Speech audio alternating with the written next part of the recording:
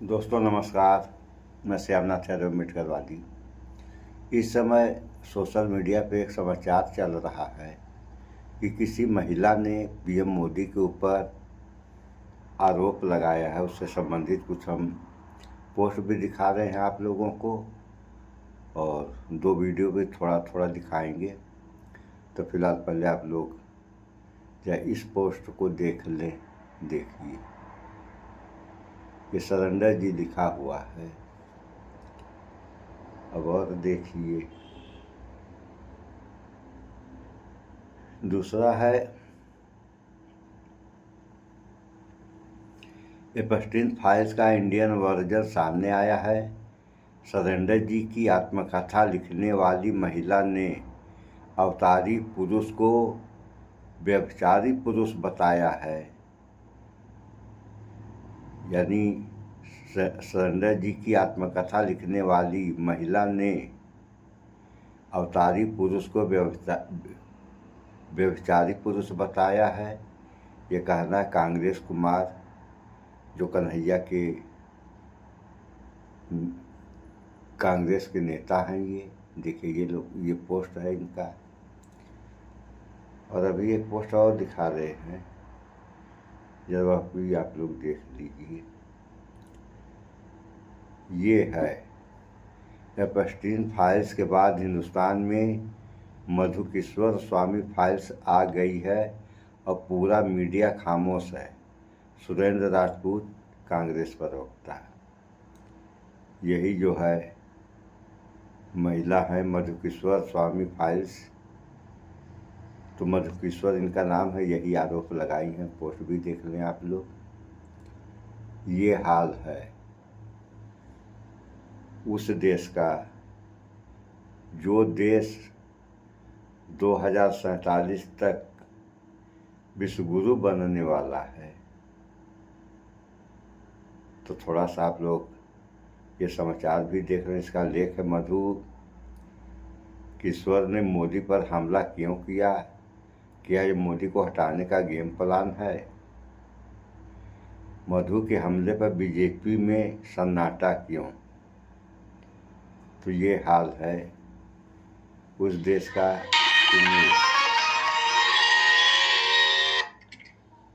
नमस्कार, daily show में आपका स्वागत है। मैं हूं मुकेश कुमार। दोस्तों, एक समय मोदी जी की घनघोर प्रशंसक रही मधु किश्वर ने आज एक बड़ा बम फोड़ दिया।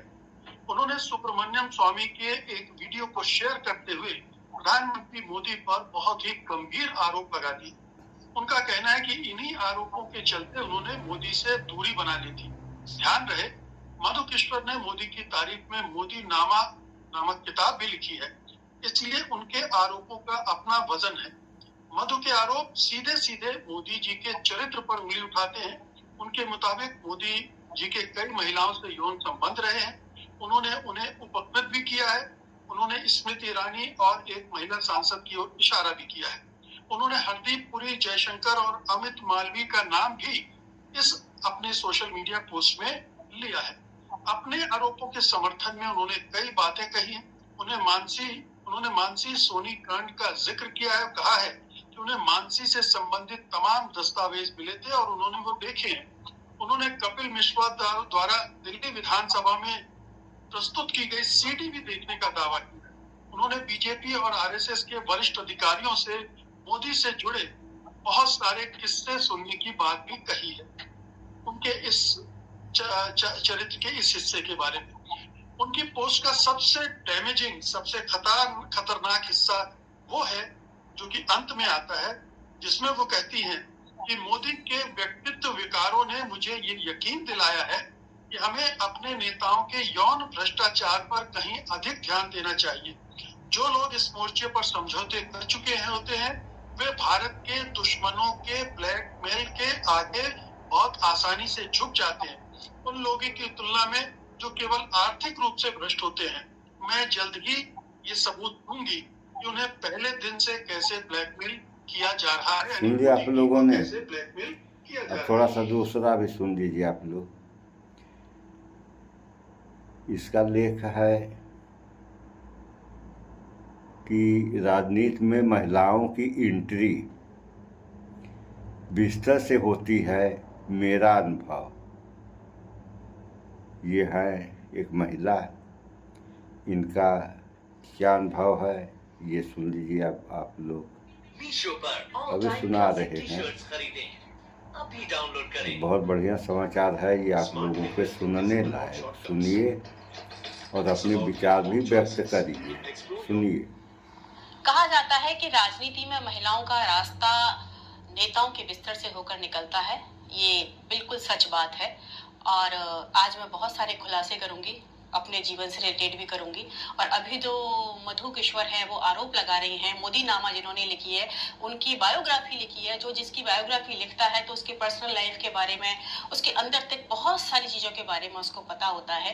तो आज वो इस बात को खुलासे कर रही हैं कि ऐसा है, तो मैं समझती हूँ कुछ न कुछ सच ही होगा, उसमें गलत तो वो नहीं बोलेंगी। और उनके साहस को भी प्रणाम करती हूँ कि इतना बड़ा साहस उन्होंने किया। पर पता नहीं वो इतनी लेट क्यों बता रही हैं, कोई मजबूरी रही होगी उनकी।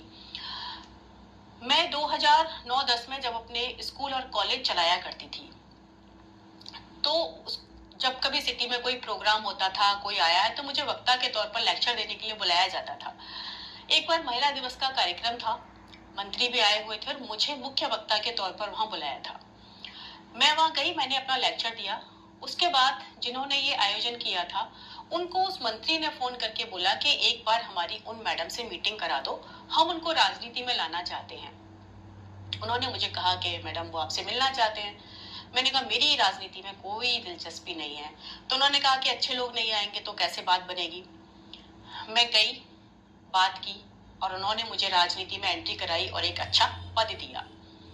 मैं 1 साल ही टिक पाई वहां पर, क्योंकि जो अंदर के हालात थे, जो अंदर औरतों की स्थिति थी, वो देखकर मेरा मन पूरी तरीके से खराब हो गया। और ये सच बात है कि 90% महिलाएं जो है इसी रास्ते से होकर वहां पहुंचती हैं। 10% महिलाएं सिर्फ वो हैं जो कि या तो बहुत पॉलिटिकल बैकग्राउंड से आई हुई होती हैं मजबूत, या फिर जनता का उनके पास इतना बड़ा समर्थन होता है तब वो वहां पहुंचती हैं।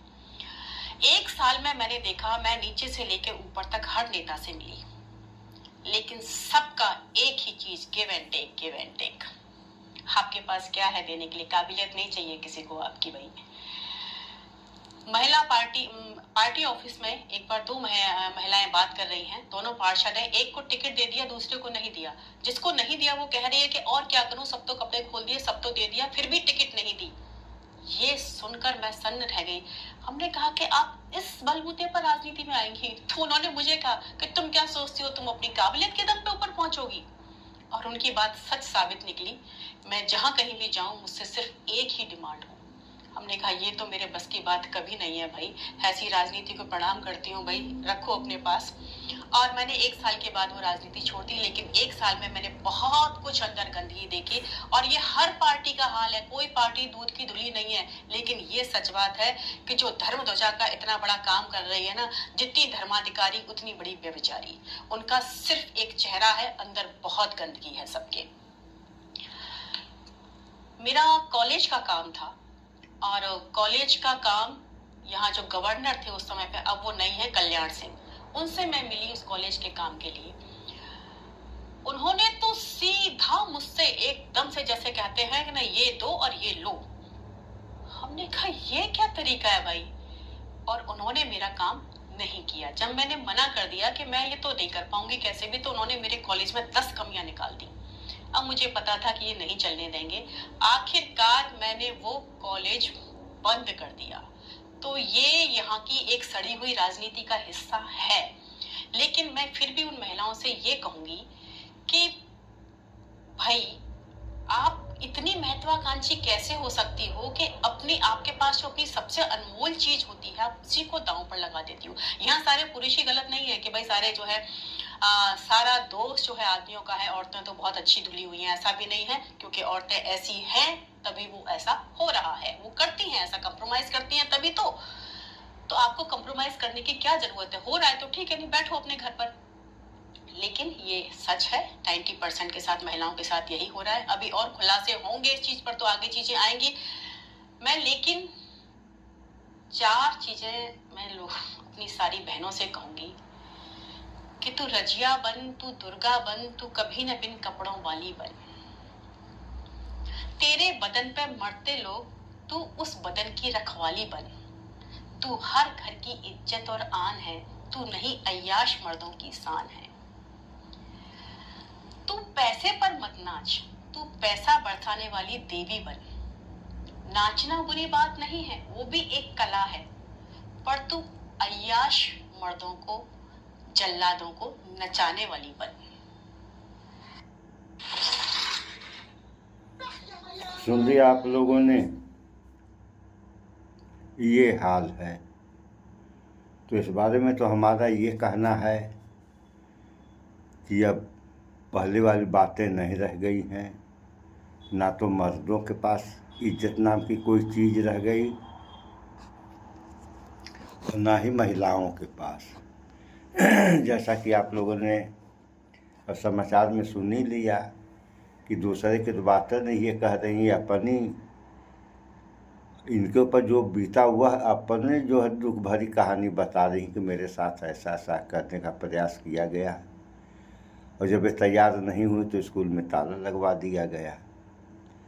तो इस तरीके का विकास, और ये भी ये कह रही हैं, आप लोगों ने सुन ही लिया कि सारे नेता वैसे हैं। तो ये तो नहीं कहना चाहिए कि सारे नेता वैसे हैं, लेकिन अधिकतर हैं वैसे ही। तो आप लोगों ने वीडियो में सारी बातें सुन ही लिया। अब इससे ज़्यादा हम या कोई क्या कर सकता है। हाँ, इतना कहना ज़रूरी है कि इन सब बुराइयों से बचा जा सकता है, और बचने के रास्ते हैं। ऐसा नहीं कि सारे रास्ते बंद हो गए हैं। हम तमाम वीडियो में इस बात को कहते हैं कि बचने के रास्ते हैं, सारी बुराइयों से बचा सकता है। कैसे? जब इंसान का खान पान, रहन सहन सही रहेगा तो सारी चीज़ें सही रहेंगी। अन्यथा क्या हो रहा है और क्या होगा, सारी बातें आप लोगों के सामने है, कहने की आवश्यकता ही नहीं। सो इस वीडियो में इतना ही। भाईचारा बना के रहें, स्वच्छता अपनाएं, शुद्ध खाएं, स्वस्थ रहें, शिक्षित बने। जय विज्ञान, जय संविधान। नमस्कार।